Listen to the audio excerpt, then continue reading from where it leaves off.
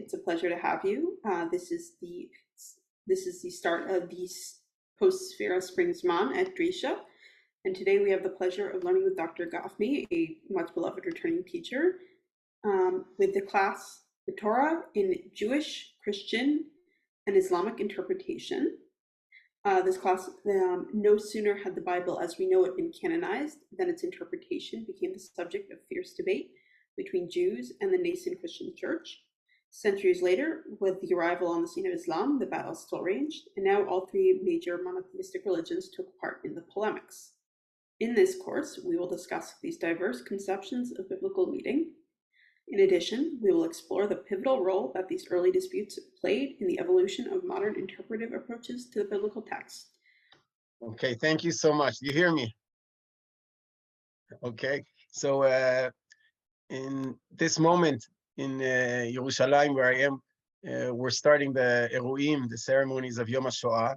So I thought that it would be proper at least to dedicate a few moments of this opening session LeZecher HaShoah. So I'll just start with a few words on that, and then we'll immediately move into the class itself.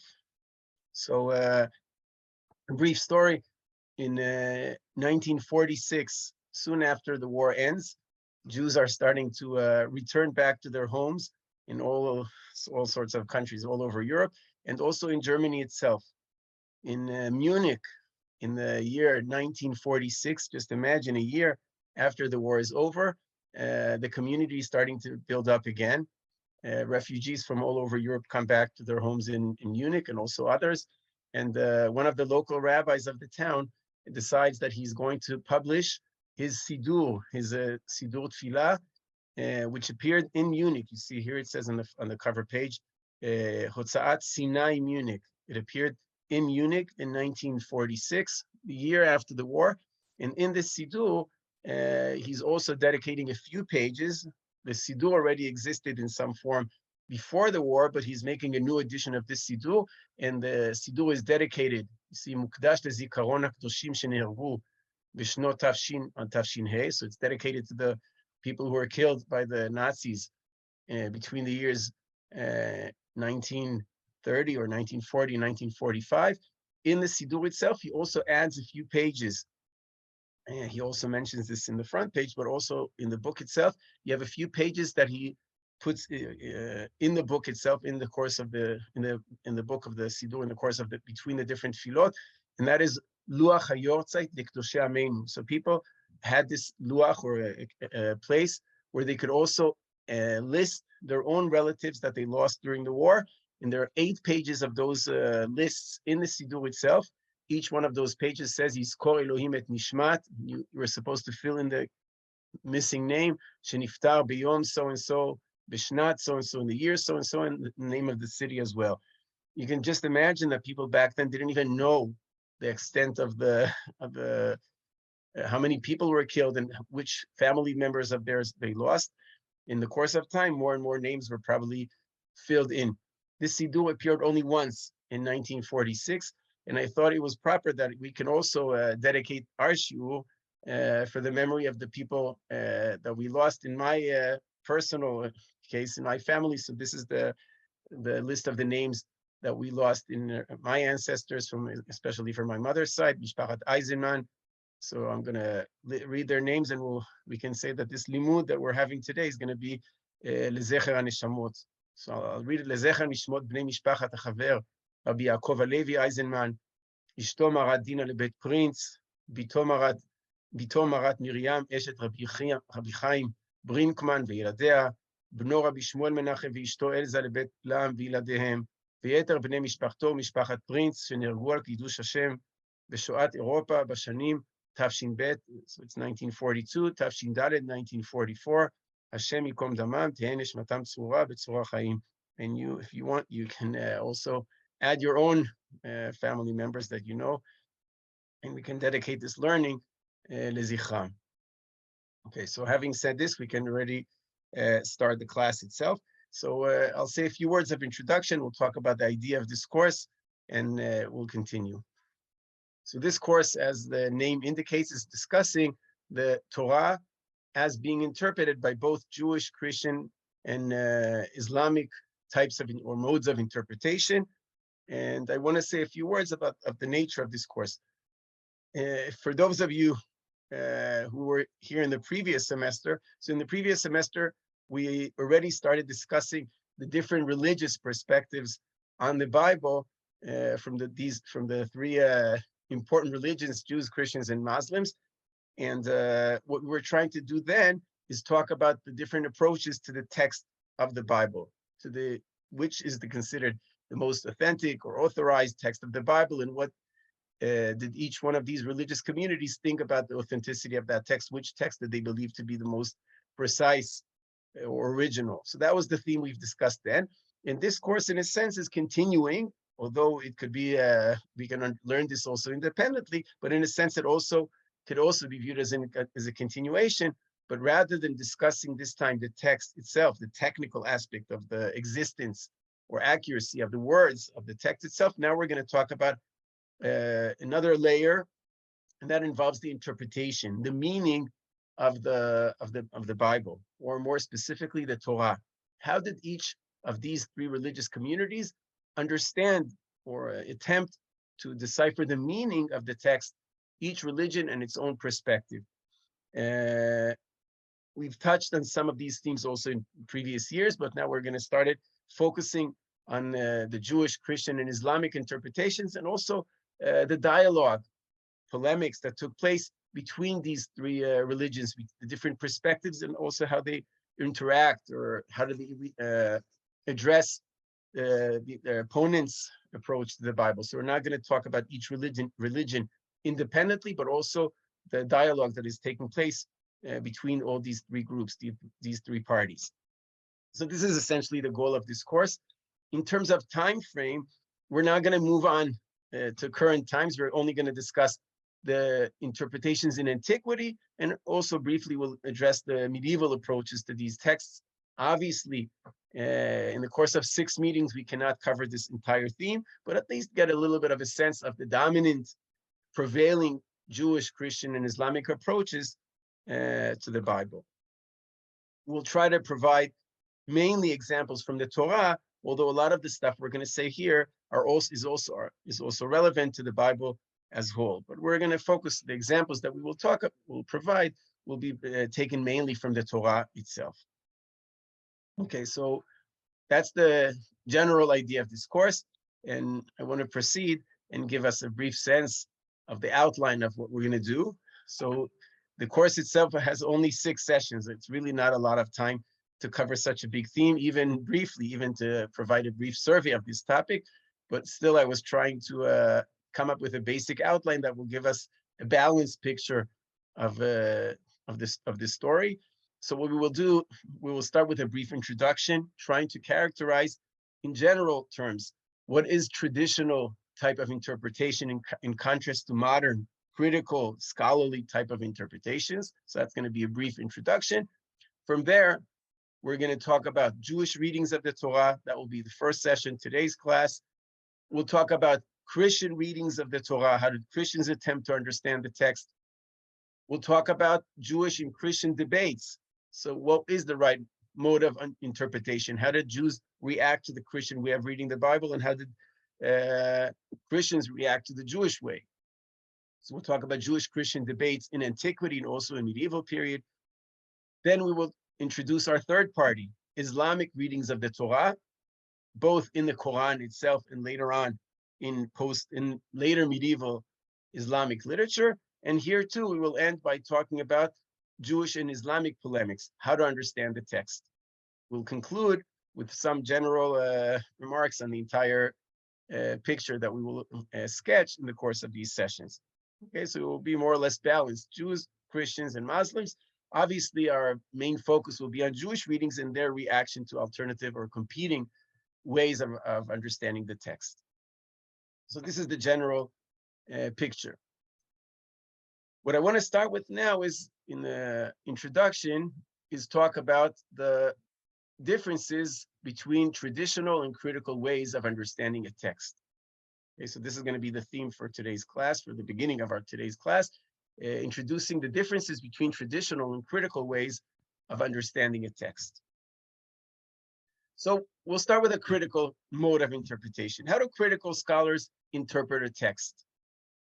And in what way are they different than the way that traditional people tend to read the text? So here you see two illustrations of a scholar. I hope you can tell which is which. So you see a scholar and you see a rabbi here, and these two are supposed to present these two types of understandings. And I want to start with a critical way of thinking about the Bible, and then, or of a text, and then talk about the differences between that and the traditional mode of thinking.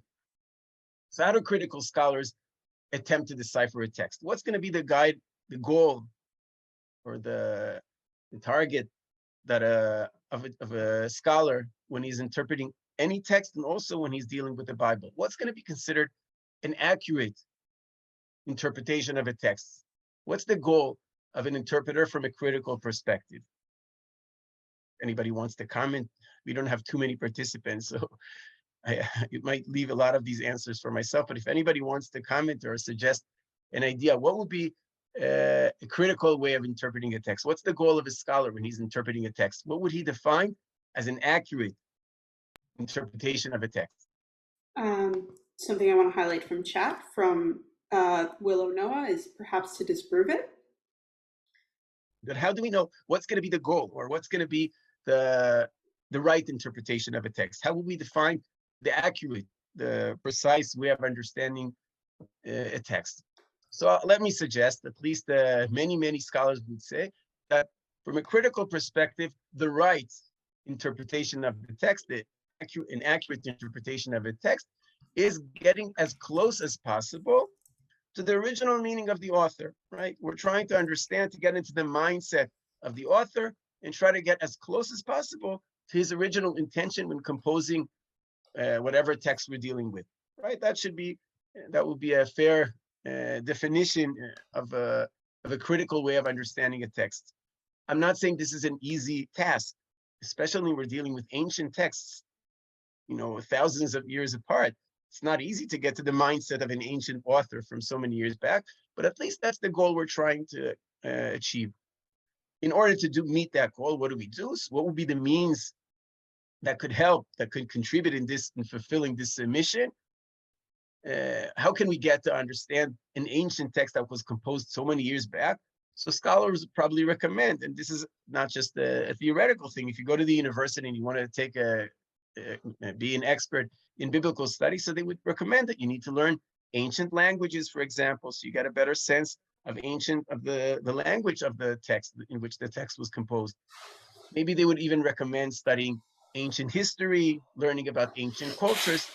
By doing that, you're trying, in a sense, to forget your current location or your own environment in the 21st century, move back in time, sometimes geographically also, and try to get as close as possible to the mindset of this ancient author that you're dealing with.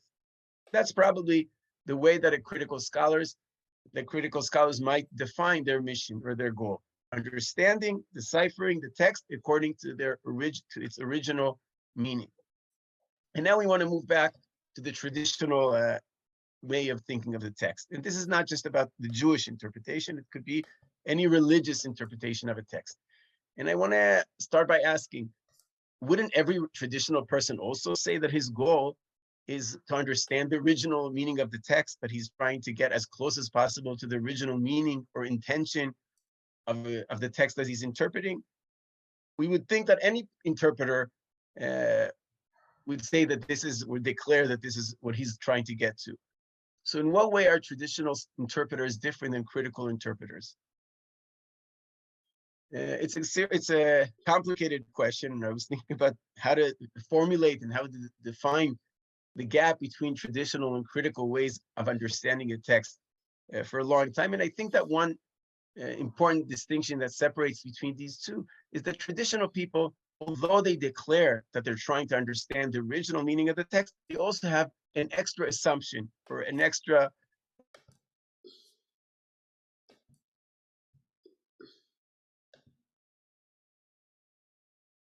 they also believe, since we're dealing with divine texts, the text that comes from God, they believe that this text is also still accurate true, relevant. It's not a text that remains in the past. In a sense, this is an everlasting text. It's the text that was composed many, many thousands of years ago, but still bears the truth because it comes from God. And if God is the author of this text, we want to assume that this is an everlasting text because God's wisdom is not limited to a certain time or place or culture. It should be an everlasting idea or everlasting composition. It conveys the truth. And when we assume that, when we take this as divine, and when we assume that this bears this timeless truth, it affects very drastically how we read this text. Because very often when we read the text, we come across things, certain ideas in all sorts of realms that contradict what we believe in or what sounds reasonable to us in modern times. Let's come up, for example, from scientific perspective. What we know today about the Bible, today about the world from a scientific perspective is very, very different than the facts that one can derive from the Bible. Can you think of any scientific information that is presented in the Bible that contradicts what modern scholars might believe in nowadays? Any scientific information, scientific data? Yeah. How pattern inheritance in sheep work, in sheep husbandry. Okay, so you're talking about the morals, if I understand you correctly. Yeah. Yeah, but I'm starting even before the moral, the ethical part. From a scientific perspective, does the Bible present accurate scientific facts about the world, about our planet, about its history? Many scholars will say no. For example, the story of creation. Modern scientists often think that the world was created in a very different fashion or manner than the Bible itself describes. The body, the human body, the autonomy of the Bible is very different than what modern doctors think today, right? The heart is not considered where our emotions are, the way the Bible thinks. Our kidneys are not where our consciousness lays, or all sorts of scientific information the Bible would present that does not go, that contradicts what we believe in from a modern scholarly perspective, from a scientific perspective. That's just on one level. Now, for scholars, that's not a big deal because scholars will say, okay, the Bible presents what people thought back then. We can understand it according to the mindset of its author. I mean, we're not obligated to accept what it says.